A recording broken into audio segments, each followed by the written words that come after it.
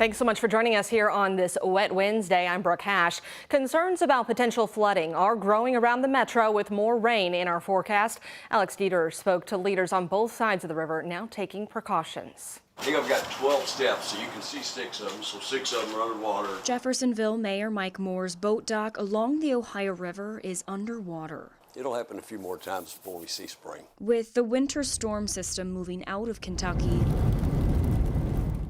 Governor Andy Beshear is saying rain is the new name of the game. Now we're looking at this as a significant rain event going through the next 7 days, especially this weekend. We're concerned about flooding. When the heavy snow falls up in the northeast and the rain falls, it makes its way down the Ohio River. And right now we're about 8 feet over Summer Pool. It's kind of concerning when you look down at the river and the boat docks that were there in the summer are gone. While the river may look high now, MSD says the river levels are trending down into the weekend. It's early February and we go through this every year about this time. And in the coming weeks, we will continue to keep an eye on the gauges and the levels of the river. We test our floodgates every single month. While the water levels will continue to go down overnight and boat docks reemerge, Beshear is urging everyone to stay vigilant. Everybody out there, be safe. Know there's more weather coming, but thank you for everything you've done thus far today. Because as the snow melts, the rain continues to come down. Mother Nature's not finished yet. Alex Dieter, WHAS11 on your side.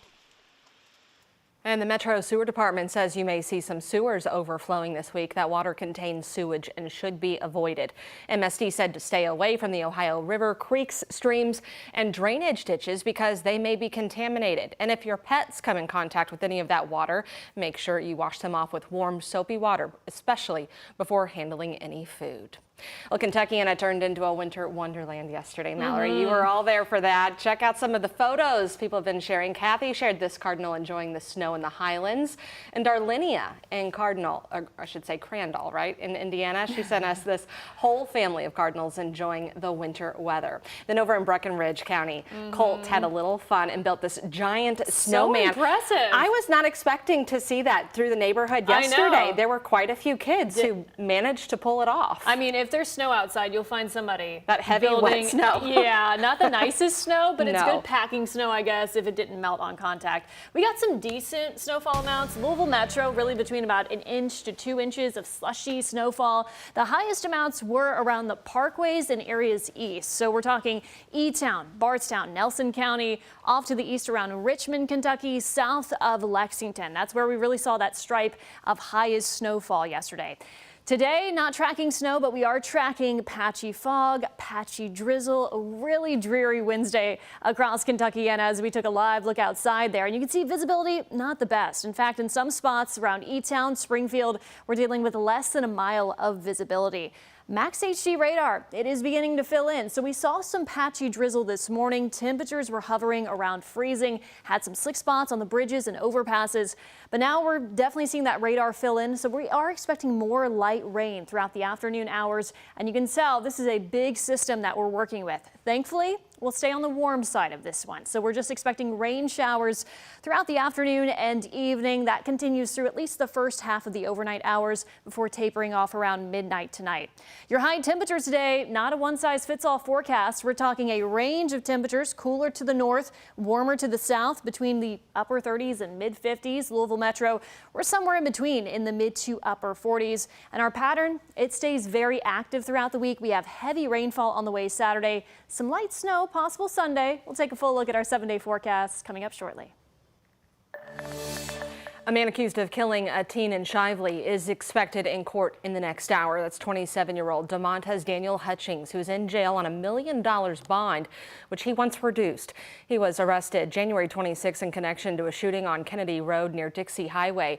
He's charged with murder, tampering with physical evidence, and possession of a handgun by a convicted felon. He is due in court today at 1 o'clock. The woman charged in the death of a patient at a drug and alcohol rehab facility will remain in jail. Police said 48-year-old Angela Hensley admitted to killing a woman Sunday night at the Praxis Rehab facility on LaSalle Avenue, which is owned by Landmark Recovery. Her arrest citation said Hensley told police the victim wanted to die, so she killed her. Hensley admitted to using a towel and can be seen on video exiting the room while the victim is lying on the ground. An autopsy showed a preliminary diagnosis of strangulation. The victim died at the hospital.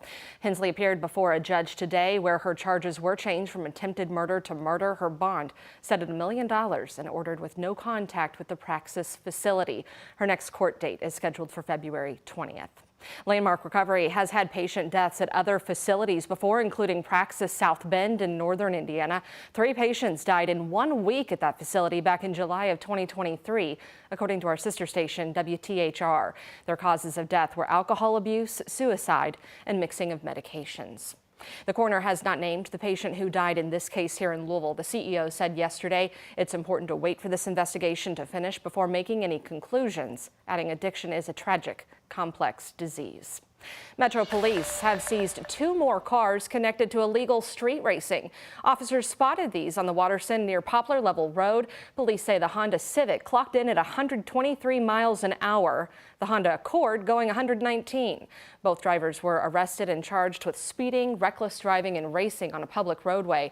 The cars were confiscated under the street racing ordinance.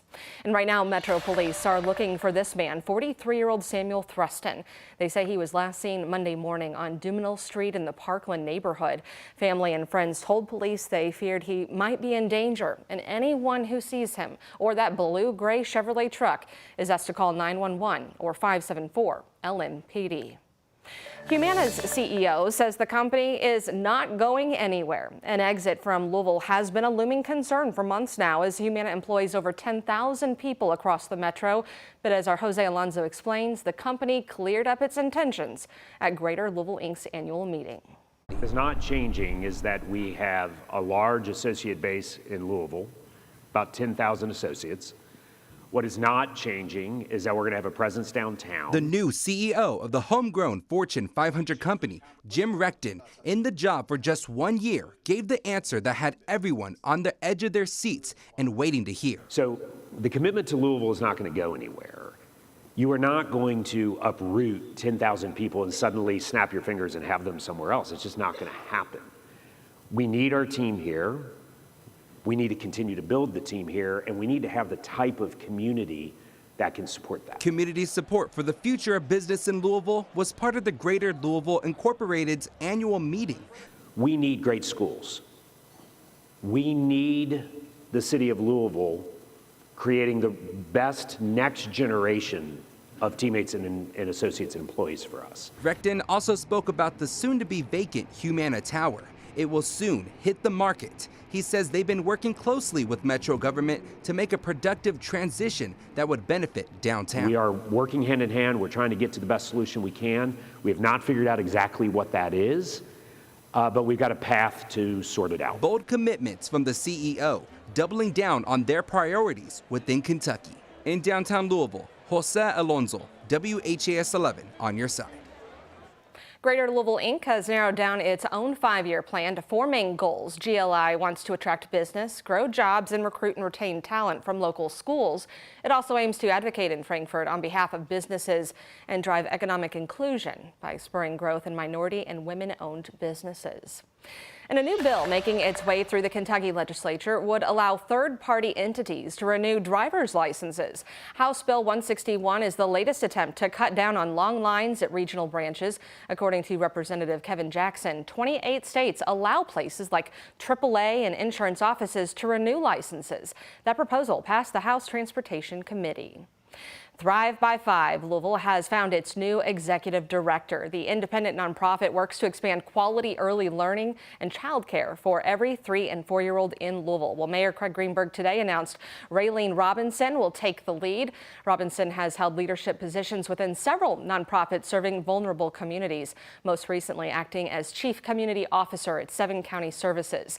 As executive director, Robinson will work to expand partnerships, advocate for affordable and accessible childcare, and pursue solutions to boost the child care industry.